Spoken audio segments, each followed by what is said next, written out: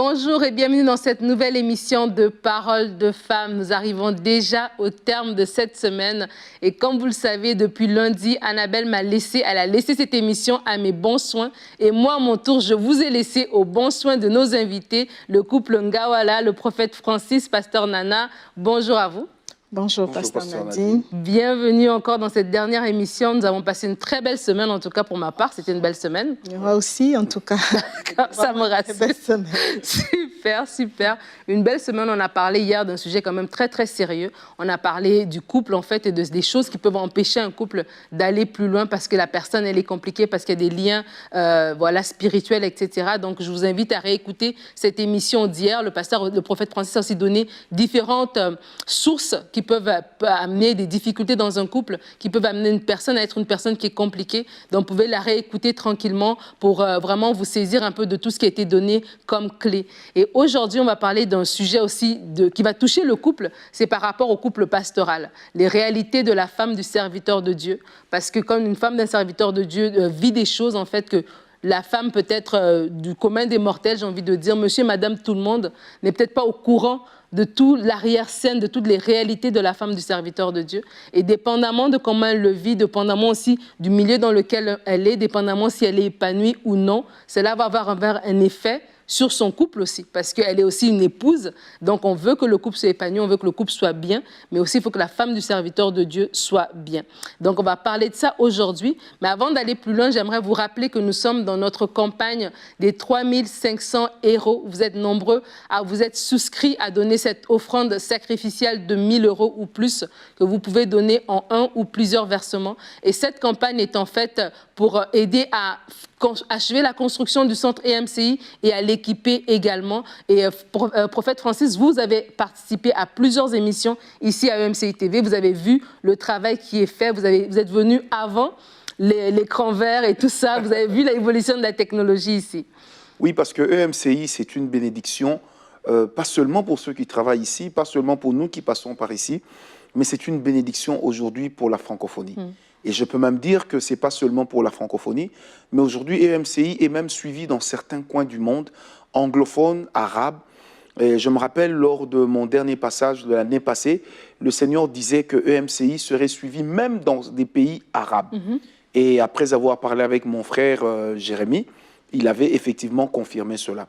Alors, contribuer pour une telle œuvre, c'est vraiment un honneur que l'on fait aux chrétiens. Et comme j'aime bien le dire, contribuer dans l'œuvre de Dieu, ce n'est pas aider Dieu, mais au contraire, c'est s'aider soi-même. Pourquoi? Parce que ce que nous faisons pour Dieu, en réalité, c'est comme une banque dans laquelle nous venons faire un dépôt avec un intérêt. Parce que Dieu n'a jamais gardé une dette d'une personne et le Seigneur ne doit rien à personne. Par conséquent, à chaque fois que nous faisons quelque chose pour l'œuvre de Dieu, nous sommes en train d'assurer une certaine bénédiction pour nous-mêmes, mais aussi une certaine bénédiction pour nos enfants. Vous savez, des fois, on peut investir beaucoup d'argent pour les études des enfants et à la fin de leurs études, les enfants deviennent fous. Il y en a qui meurent, mais lorsqu'on investit chez Dieu, on se rend compte que Dieu sait toujours vous retourner l'ascenseur.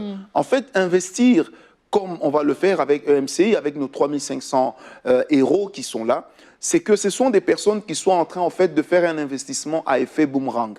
Ça veut dire ceux qui sont en train de faire, ça va leur revenir, et toujours avec le même principe divin, ça sera pressé, secoué, et ça va déborder. Donc, je vous encourage à faire partie de ces héros. Je vous encourage à figurer parmi ces héros parce que c'est une bénédiction. Pas parce que nous achetons la bénédiction, non, mais c'est une offrande sacrificielle. Et dans le psaume 50, verset 5, la Bible dit « Amenez-moi ici tous mes serviteurs, avec qui j'ai fait alliance par le sacrifice. » Donc le sacrifice, c'est aussi une manière de faire une alliance financière avec Dieu, de contracter une alliance avec le Seigneur. Et je peux vous assurer que lorsqu'on est en alliance avec Dieu, c'est peut-être des petits gestes, mais ce sont des gestes qui valent leur pesant d'or. Donc vous êtes vraiment encouragés à soutenir EMCI, que ce centre soit bâti. Un jour, quand tu seras dans des problèmes, tu diras au Seigneur, j'ai aussi ma pierre dans ce centre-là. Et il existe plusieurs manières de contribuer, plusieurs façons par lesquelles votre contribution peut parvenir à EMCI. Amen, amen. Je suis tout à fait d'accord avec ça. Oui, vous pouvez aller sur le site emcitv.com/3500 et comme le prophète l'a dit, faire partie de ces 3500 héros qui pourront dire oui, ce carrelage-là, c'est moi, cette pierre-là, c'est moi, ce tableau-là, c'est moi. Vraiment que Dieu vous bénisse pour cela. Et on continue, on termine notre semaine ensemble et on va parler des réalités de l'épouse du serviteur de Dieu, parce qu'il y a des réalités qui sont vraiment qui lui sont propres en fait. Ce n'est pas l'épouse d'un médecin, ce n'est pas l'épouse d'un boulanger, c'est l'épouse d'un homme qui sert Dieu, qui fait un travail spirituel, mais qui vit aussi avec des brebis, avec différentes personnes dans l'Église qui vont avoir un rapport avec l'homme de Dieu, avec le serviteur de Dieu, mais aussi à côté de ce serviteur, il y a son épouse, et cette épouse a des réalités. Oui, pasteur Nadine, comme vous le dites, cette épouse a des réalités que de fois l'on ne peut même pas nommer. Mais elle a des réalités et je peux vous citer par exemple l'injustice que les femmes de pasteurs vivent de fois au milieu de l'Assemblée ou au milieu de même, soi-disant, des collaborateurs. En fait, une injustice qui ne donne pas son nom parce que la femme du pasteur est comme, je dirais, est des fois traitée comme un objet, ok, qui est comme un robot, en fait, qui n'est là que pour servir l'Église, servir l'intérêt des brebis, servir la bâtisse, au fait. Et l'intérieur de la femme ne compte pas normalement. Ses sentiments ne comptent pas. En fait, c'est juste un robot qui n'est là que pour dire oui et amen. Et lorsque la femme de pasteur essaye de réagir, c'est en ce moment-là que vous verrez qu'il y aura trop de problèmes dans l'Église. Il est rare, surtout dans notre communauté africaine, de trouver une femme de pasteur parfaite. Déjà, l'homme n'est pas parfait, une femme n'est pas parfaite. Je dirais aussi que la femme de pasteur n'est pas parfaite. Mais c'est rare de trouver une femme de pasteur avec, comme je dirais, des qualités, selon les brebis. Parce que la plupart du temps, la femme de pasteur, soit une sorcière, soit elle est une méchante, soit c'est une femme qui envoûte son mari, soit c'est une femme qui envoûte l'Église. Bref, nous avons un peu toutes ces réalités-là que nous vivons au quotidien. Donc, si je peux dire de manière brève, c'est que la femme, on voudrait que la femme de pasteur n'ait pas une vie, au fait. Moi, je me rappelle, j'avais vu une femme de Dieu qui avait mis un post sur Internet et elle posait la question qu'est-ce que vous vous attendez? Comment doit être la femme du pasteur? Et je croyais que c'était une question piège. Je me disais, c'est drôle comme question. Et des gens ont répondu avec des critères. Ah, elle doit être ceci, elle doit être cela, elle doit être cela, elle doit être cela. Et chaque personne avait, il y en a celui qui disait elle doit être une leader, elle doit foncer, l'autre qui disait non, elle doit s'occuper de ses enfants, être à la maison, l'autre qui disait elle doit être aux côtés de son mari pour l'épauler. Donc tu te rends compte finalement que si la femme du pasteur doit être tout ce que les gens pensent, elle aura multiples personnalités en fait, parce qu'une seule personne ne peut pas être toutes ces choses-là. Voilà. Mais dans aucune des réponses, je n'ai vu quelqu'un qui a dit ben moi j'aimerais juste que ce soit une femme qui rend son mari heureux. J'aimerais juste que ce soit une femme qui soit épanouie, qui aime le Seigneur. J'aimerais juste que... Voilà. Évidemment, pasteur Nadine, parce que c'est d'abord un robot. C'est un robot qui ne doit répondre qu'aux besoins. Ça veut dire qu'on dit Alexa, amène-moi ça, Alexa obéit. Alexa, donne-moi ça, Alexa obéit. Alexa chante. C'est un peu ce qu'on attend de l'épouse d'un homme de Dieu. Parce que, au fait, ses sentiments ne comptent pas. Et pour eux, c'est juste un objet qu'on doit utiliser. Et dans notre société, on nous trouve anormal qu'une femme réagisse. Okay? Et quand elle réagit en ces moments-là, ça veut dire qu'elle est vraiment méchante, elle n'est pas appelée, elle n'est pas la femme du ministère, parce qu'il y a aussi des femmes de ministère donc, qui répondent au portrait robot de certaines personnes, certains brebis ou même de certains pasteurs à l'église. OK? Et on oublie d'abord que cette personne, c'est d'abord une personne à part entière, avec des défauts et des qualités. Elle n'est pas faite de bois, elle n'est pas faite de pierre, mais elle est faite de chair. Et la chair en soi a ses faiblesses, a ses forces. C'est la partie où on oublie que la femme du pasteur a aussi besoin d'attention. La femme du pasteur a aussi besoin de soutien. La femme du pasteur a aussi besoin d'un peu d'amour. Je disais, je crois hier à mon mari, je disais, on attendait deux fois de l'amour de certaines personnes, mais on s'est juste rendu compte que bon, ça ne valait pas la peine. Quel que soit ce que l'on pourrait faire, il y a des gens qui ne nous accepteraient jamais. Pour moi, le reste, c'est la vie de mon mari, de mes enfants. Je me dis, c'est le plus important. Si eux m'abandonnent, alors je suis finie. Mais dans les cas contraires, quel que soit ce que vous pouvez faire pour un membre de l'Église, corps pastoral, il suffit d'une faute qu'on efface tout ce que vous avez fait. Et en fait, les gens sont très exigeants. Je pense que c'était pendant la semaine, vous avez parlé, prophète Francis, que l'homme, parce qu'il est devant, on le magnifie, tout ce qu'il fait, tout d'un coup, ses défauts disparaissent. Mais c'est comme si c'est l'effet contraire pour la femme. La femme, c'est comme si dès qu'elle est devant, on voit tous ses défauts. On sait qu'elle porte comme chaussure, qu'est-ce qu'elle porte comme chemise. Et en fait, c'est un regard qui est malveillant, en fait, qui est malveillant envers la femme, en oubliant un regard injuste, en oubliant que c'est la femme du pasteur. C'est pas la femme de l'église, c'est la femme d'un monsieur. Et donc, si elle porte des chaussures bleues parce qu'elle aime le bleu, elle a le droit, en fait. En fait, nous sommes exposés à une société où, bon, disons, chacun a son portrait robot, comme vous avez dit. Chacun a son portrait robot et son portrait robot dépend de ses humeurs, de ses attentes, de ses envies, de son caractère. Ça dépend en fait de tout ça. Parce qu'il y a une femme, juste, elle est méchante envers toi parce qu'elle t'envie. Elle aimerait avoir ta place, quelque chose qu'elle n'a pas eu. Du coup, tout ce que tu fais ne lui plaît pas. Elle ne trouvera jamais de qualités chez toi que de défauts. Je vous dis, il y a des fois où vous levez le matin, où vous n'arrivez même pas à dormir le soir, vous vous disant, qu'est-ce que je dois faire? Qu'est-ce que je n'ai pas pu faire? Comment je peux me comporter? Et Seigneur, guide-moi un peu. Des fois, on se dit, mais bon, j'en ai marre. J'en ai marre. Mais je dis une chose, des fois, quand ce genre de situation arrive, on n'arrive pas à dormir, on se rend quand même compte qu'on dort et le lendemain, on se réveille et on a quand même la force de continuer la marche. Est-ce qu'il n'y a que Dieu qui nous donne cette force-là, cette capacité-là? Parce que des fois, de nous-mêmes, on s'est dit, c'est assez. Et comment un homme de Dieu, justement, parce qu'on a parlé que l'homme de Dieu est encouragé, on le respecte et tout ça, mais quand il voit peut-être que la même attitude n'est pas donnée à sa femme, comment faire pour que lui, en tant qu'homme de Dieu, comment protéger son épouse, ou en tout cas, comment l'aider, elle aussi, à avoir le même... J'aimerais parler avec mon cœur en disant que ce n'est pas du tout évident, ce n'est pas du tout facile, parce qu'en tant que serviteur de Dieu, ça vous exigera beaucoup de maturité. Et la marge de manœuvre n'est pas grande, elle n'est pas large, parce que vous avez d'un côté votre épouse, qui est une partie de vous.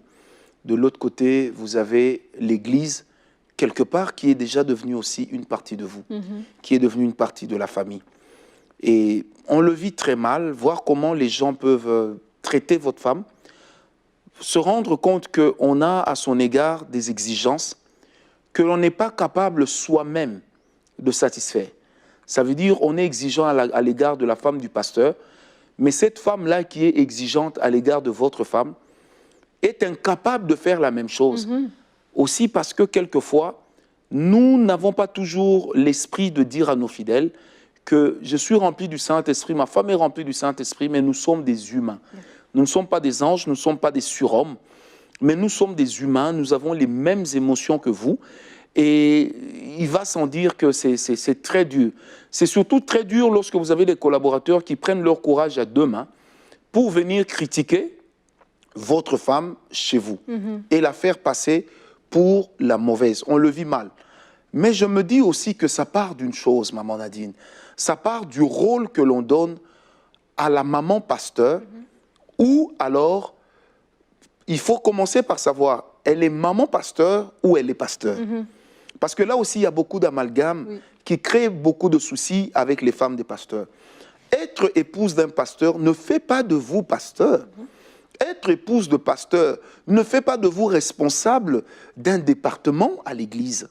Être maman pasteur, l'épouse du pasteur, ce n'est pas une fonction. Non, ce n'est pas une fonction. C'est un rôle et un rôle qui vous est dévolu auprès de votre mari et non de l'église. Ce n'est pas parce que vous êtes pasteur que votre femme doit occuper le bureau qui est juste à côté. Parce qu'à la limite, savez-vous aussi combien de femmes ont détruit les ministères de leur mari n'ayant pas la maturité requise parce qu'elles n'avaient pas l'appel pour le faire. Alors aujourd'hui, comme c'est aussi à la mode que l'homme de Dieu, sa femme doit absolument être appelée au ministère, eh bien, nous appelons des fois au ministère une femme dans laquelle l'Éternel n'a pas déposé de talent de leader. Et par conséquent, on en paye à un moment le prix. On paye le prix de l'arrogance, on paye le prix des défauts, on paye des fois les prix des défauts qui ne devaient pas être connus du public, qui ne devaient être connus que de nous-mêmes ou qui devaient juste rester dans notre cadre familial. Moi, mon épouse est pasteur, elle est là, elle le sait. Même par rapport à l'église, je ne lui demande pas trop. Non, je ne lui demande pas trop. Je lui laisse le temps d'apprendre. Parce que je connais les frustrations. Lorsque elle prêche, même sur YouTube, elle a plus de vues que moi. En fait, ça veut dire que je me rends compte que les gens veulent savoir à quoi ressemble la femme du prophète Ngawala. Elle parle comment? Parce qu'on veut qu'en fait, elle soit moi. Mais elle n'est pas moi. Elle est une partie de moi. Mais elle n'est pas moi. Elle ne peut pas parler comme moi. Elle ne peut pas avoir peut-être un langage aussi limpide que moi. Et ça, aussi, il faut le définir. Bon, maintenant, lorsque votre femme est elle-même pasteur, c'est différent. Il faut que l'Église ne soit exigeante envers elle que par rapport à son job description, qui est caché derrière ses fonctions. Mais ne lui demandez pas au-delà de ses fonctions. Vous savez, ici, c'est un peu comme un mea culpa que je voudrais faire et profiter au nom de tous les miens, au nom de tous les hommes qui ont eu aussi à blesser leurs femmes, pasteurs ou pas, mais qui ont eu à blesser leurs femmes par le simple fait que, très souvent, nous exigeons à nos femmes de se taire là où elles ont bien envie de se défendre. Lorsque une femme vous insulte sur les réseaux sociaux, vous descend, des fois cette femme ne sait pas que vous êtes aussi le mari de quelqu'un. Et des fois nous les hommes, on se dit, bon, ça fait partie des combats. Mais pour cette femme-là, au-delà d'être pasteur, vous êtes son mari. Et c'est humiliant. Moi je me rappelle, il y a des moments où je dis des fois à ma femme, je préfère que ces jours-ci tu n'utilises pas les réseaux sociaux. Elle me dit pourquoi? Je dis parce que certaines publications vont te froisser. Et je préfère pas que tu vois cela. Si je subis la méchanceté des autres, je préfère être seul au front. Et tout ça, ce n'est pas du tout facile. Maman pasteur, elle s'habille comme ça. Et à la limite, vous savez, nos fidèles ont envie que leurs enfants aillent dans des bonnes écoles, mais que les enfants du pasteur aillent dans des mauvaises écoles. Ils ont envie que le pasteur puisse être très... qui soit là à quémander auprès d'eux. Et on épille l'habillement de maman pasteur au point que tout ce qu'elle met, on va jusqu'à calculer le prix. On oublie qu'elle peut aussi avoir une vie en dehors de l'église, qu'elle peut aussi avoir ses propres business. Moi, je me rappelle avec mon épouse, nous avons même essayé de faire nos affaires, de vendre certaines choses pour essayer d'arrondir les fins de mois. Mais vous savez, les problèmes venaient souvent des fidèles qui venaient emprunter. À un certain moment, j'ai dit à ma femme, si tu continues à vendre aux fidèles de l'église, un jour, on aura des sérieux problèmes. Quand les fidèles de l'église viennent acheter, dis-leur, il n'y en a pas. Elle me dit, oui, non, je dis, dis-leur, il n'y en a pas. Non, mais c'est parce qu'avec le fidèle de l'église, s'il te prend, par exemple, une marchandise pour 10 000 $ et que tu vas porter plainte, les gens oublieront que vous étiez dans un contexte d'affaires. Et ça deviendra un contexte du pasteur ou de l'épouse du pasteur qui porte plainte contre un fidèle. Donc, ce n'est pas facile, mais de notre côté, il faille vraiment prendre des dispositions pour ne pas mélanger la vie de l'Église et la vie de la famille. La vie de l'Église et la vie du couple. Voilà. Et quand vous parlez aussi par rapport à l'habillement, ça c'est quelque chose de très... qui revient souvent, de soit on regarde la femme du pasteur, soit elle est trop bien habillée, ou elle n'est pas assez bien habillée. Et c'est encore une façon encore de la juger, de porter un regard sur elle, un jugement sur elle. On a parlé des besoins, des attentes de la femme. Mercredi, on parlait de ça, des attentes de la femme. On parlait que la femme, elle a un cœur, elle a besoin d'attention, elle a besoin de protection, elle a besoin d'amour, mais la femme du pasteur aussi a ce besoin d'amour. Et je me rappelle d'un livre que j'avais lu de la femme de Kay Warren, j'ai déjà raconté cette histoire, c'est la femme de Rick Warren. Et son livre s'appelle Sacred Privilege. Et son livre, elle dit comment être une femme de pasteur était un privilège. Et je me rappelle quand j'avais lu ce livre, ça m'avait étonnée quand j'avais vu juste l'annonce sur les réseaux. Je me suis dit, tiens, je vais aller sur Amazon l'acheter. Parce que pour moi, je ne croyais pas qu'être une femme de pasteur était un privilège. Je croyais que c'était un fardeau. C'était tu as aimé l'homme. Bon, là, il est appelé au ministère, prends ta croix et suis-moi. Et je voyais ça comme ça, en fait. Mais en fait, elle montrait dans l'autre optique de nous-mêmes aussi en tant que femmes de pasteur, si vous êtes une femme de pasteur, de réaliser le privilège que vous avez d'être aux côtés d'un homme de Dieu, d'être aux côtés d'un homme que Dieu a choisi parmi tous les hommes pour mettre cette onction sur sa vie, pour aller plus loin. Hier, le prophète Francis a parlé de l'onction de délivrance que certaines personnes peuvent porter. Mais votre mari, il a une onction particulière. Il a été appelé, pas pour travailler à la banque, pas pour travailler à l'aéroport, pour travailler à l'œuvre de Dieu. Et c'est quelque chose d'extraordinaire. Quand bien même vous êtes dans un contexte qui méprise peut-être le travail pastoral, qui méprise peut-être le travail de l'œuvre de Dieu, mais c'est important, c'est capital. Et juste vous-même, commencez à vous valoriser. Et pour certains d'entre vous, vous ne valorisez même pas ce rôle de femme de pasteur. Commencez d'abord à le valoriser, ce rôle d'être aux côtés de cet homme de Dieu. Et ça va déjà être la première étape de libération, en fait. Parce que là, vous allez comprendre que comme Ève a été placée aux côtés d'Adam, vous avez été placé aux côtés de cet homme, ben cette sœur qui n'aime pas votre pantalon, c'est pas votre souci, parce que vous avez été appelé, vous avez été placé là. Et des fois, ça va nous aider à ne même pas écouter des choses, des remarques, ça rentre même pas dans une oreille pour sortir dans l'autre, c'est que ça rebondit, ça fait un ricochet, ça ne rentre même pas en nous parce qu'on est au-dessus de ça, en fait. Il faut être fier. Comme la femme du médecin est fière de son mari qui est médecin. Vous savez, prenons l'exemple de médecin, prenons l'exemple du pasteur. La femme du médecin est contente, elle est heureuse de dire aux gens « je suis la femme du médecin ». Mais ce médecin-là, pour recevoir les patients, ce n'est pas gratuit. Et pourtant, on est fier du médecin. Le pasteur reçoit les fidèles gratuitement, mais on méprise la femme du pasteur parce qu'on dit « voilà, ton mari vit des dîmes et des offrandes ». Mais quel est le médecin qui travaille gratuitement? En Occident, on n'apporte rien au médecin, mais on paye une mutuelle. En fait, c'est pareil. Il faut qu'elle soit fière, mais aussi, et moi en tant qu'homme, je voudrais dire, il nous revient aussi à nous, pasteurs, à nous, maris, des femmes, lorsque nous sommes pasteurs, de savoir honorer également notre femme. Voilà. Vous savez, un jour, moi, peut-être ma réponse était un peu méchante, mais il y a une maman de l'église qui vient me voir, elle dit « Je n'aime pas la forme des jupes de votre femme ». Alors, la première fois, je ne dis rien. La deuxième fois, elle revient dessus, je ne dis rien. Alors, la troisième fois, je lui dis « Écoutez, madame, jusqu'à preuve du contraire, cette femme n'est pas la vôtre, c'est la mienne. Donc, si son habillement me plaît, ça va. Si vous aviez été dans une église X où on n'accepte pas telle et telle chose, ben, moi, je l'accepte et je l'assume. » Elle me dit, oui, mais nous les fidèles, j'ai dit, non, non, ne parlez pas au nom de tout le monde, parlez en votre propre nom. Et puis j'ai posé la question à cette dame, vous pensez que j'ai quel âge? J'ai 80 ans pour que ma femme commence à s'habiller comme une mémé. J'ai dit non, parce que c'est que vous oubliez, si aujourd'hui ma femme commence à s'habiller comme une mémé, je ne suis pas moins garçon parce que je suis pasteur, je ne suis pas moins homme parce que je suis prophète. Ça veut dire que j'ai le fonctionnement normal d'un homme, mais seulement... comment dire, j'ai le Saint-Esprit, je suis converti, et on essaye à chaque fois d'étouffer le vieil homme. Mais tant que je vis, le vieil homme n'est pas mort. Pourquoi voulez-vous que moi qui dirige une église avec plusieurs jeunes filles, que mon épouse puisse se comporter, s'habiller comme une mémé? Je dis forcément, à un certain moment, vu mon âge, mes yeux risqueraient peut-être pas de poser un acte, mais d'envier ou de convoiter. Or, le Seigneur Jésus a dit, celui qui convoite une femme a déjà commis l'adultère ou l'impudicité avec cette femme. Donc, il est aussi important, nous les hommes, d'assumer la responsabilité de ce que nous voulons que nos femmes puissent être et de mener une vie avec nos épouses sans hypocrisie.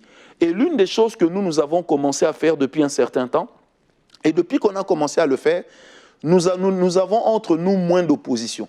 Parce que je me rendais compte que la plupart des sujets qui me divisaient, ma femme et moi, n'étaient jamais liés à la famille.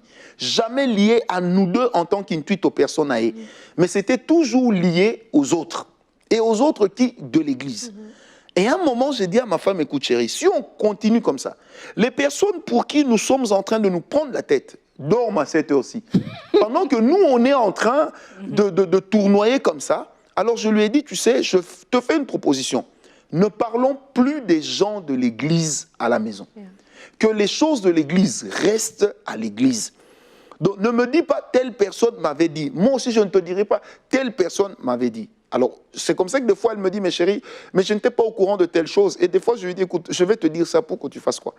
Donc, je vais te dire que telle personne de l'église m'a insulté sur les réseaux sociaux et après a claqué la porte de l'église. Mais tu vas te sentir mal. En tant que ton mari, je te protège aussi émotionnellement. Parce que tu le veuilles ou pas, quand tu te sens écrasé, le jour où tu auras le micro, alors tu risqueras de dire des choses et les gens ne comprendront pas que tu as parlé avec des émotions parce que tu en avais jusque-là. Tu en avais jusque-là. Moi, j'ai vu des fois, maman Nadine ou ma femme m'a dit, écoute chérie, j'ai envie de partir loin, loin, loin. Et dans ma gestion du couple, surtout en sachant que c'est l'épouse du pasteur, il m'est arrivé de lui dire, chérie, tu vas voyager la semaine prochaine. Elle me dit, pourquoi? J'ai dit, non, je sens que tu as besoin de voyager. Mais je n'ai rien à faire là-bas. J'ai dit, moi-même, je te trouverai à faire. Et quand elle part 2-3 semaines, le jour où elle revient, moi-même, je sens qu'elle est rafraîchie. Et une chose qui est importante, chère maman pasteur, apprenez à ne pas toujours donner vos oreilles aux fidèles qui viennent chez vous. Parce que des fois, les femmes là qui viennent chez vous, il y en a qui envient votre mari. Il y en a qui viennent parce qu'elles veulent avoir une relation avec votre mari. Protégez aussi votre mari. Moi, j'ai toujours dit aux femmes des pasteurs, ne faites pas des fidèles vos amis. Vous allez le regretter. Ne faites jamais des fidèles vos amis. Vous allez le regretter. Une fois que les fidèles entrent dans votre cercle privé, elles vont commencer à amplifier les choses qu'elles ont vues. Elles vont commencer, et je sais, mon épouse est là, c'est vraiment un témoignage, que nous avons connu des problèmes même dans le ministère, mais c'est des problèmes qui ne venaient pas directement de nous, qui venaient des personnes auxquelles nous avons fait confiance, auxquelles nous avons ouvert notre maison, auxquelles nous avions ouvert nos cœurs. Or, c'est des gens que le diable utilisait également pour comploter afin de nous atteindre. Parce qu'à force d'être avec nous, ils ont découvert nos défauts, ils ont découvert nos failles, et ils ont commencé à exploiter. Et c'est là que j'ai compris pourquoi dans la loi des samouraïs, au Japon, on dit toujours, ne donne pas ton épée à ton ennemi, il s'en servira contre toi. Il s'en servira contre toi. Dans ce verset, dans Romains 12, le verset 9 à 10, la Bible dit que l'amour soit sans hypocrisie. Ayez en horreur le mal, tenez ferme au bien. Quant à l'amour fraternel, soyez pleins d'affection les uns pour les autres. Quant à l'honneur, étant les premiers à le rendre aux autres.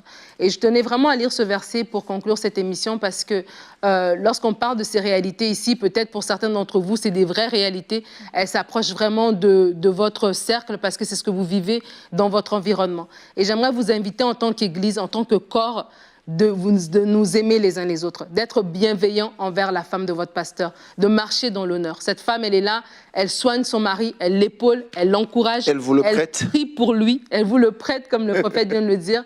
Elle prie pour lui. Peut-être c'est un rôle qui ne semble pas, qu'on ne peut pas voir de prime abord, mais c'est un rôle qui est important. C'est comme une jeune fille ou un jeune homme, quand il va quitter la maison de ses parents, il va se rendre compte quand il va payer son propre loyer que, ah tiens, on paye le loyer, ah tiens, on paye l'électricité, ah tiens, il faut acheter une poubelle. Toutes des choses qu'on prenait pour acquis en fait, parce qu'on ne le voyait pas, parce que nos parents le faisaient tout le temps. De la même manière, bénissez la femme de votre pasteur et mettez la parole en pratique en fait. La Bible nous dit de nous aimer les uns les autres. C'est un commandement que le Seigneur Jésus nous a donné. Alors je vous bénis, je vous remercie, Couple Ngawala, d'avoir été avec nous cette semaine. Merci beaucoup d'avoir fait cette émission.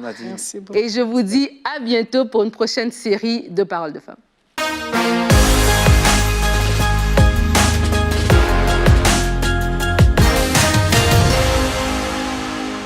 Peuple de Dieu, il y a une bonne nouvelle et cette bonne nouvelle est que Dieu a tant aimé le monde qu'il a donné son Fils unique afin que quiconque croit en lui ne périsse point.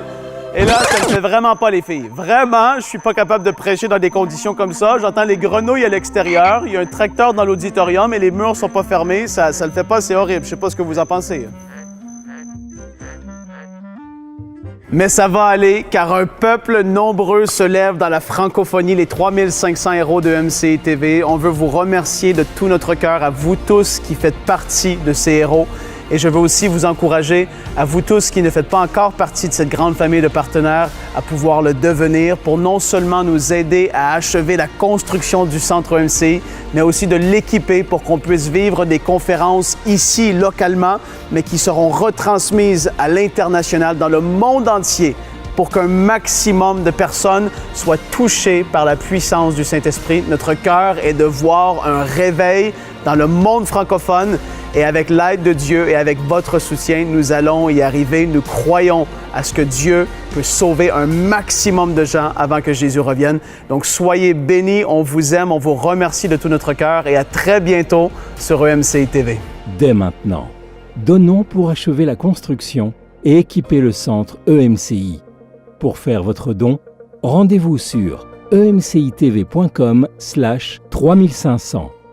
Vous pouvez donner en une seule fois ou en plusieurs mensualités.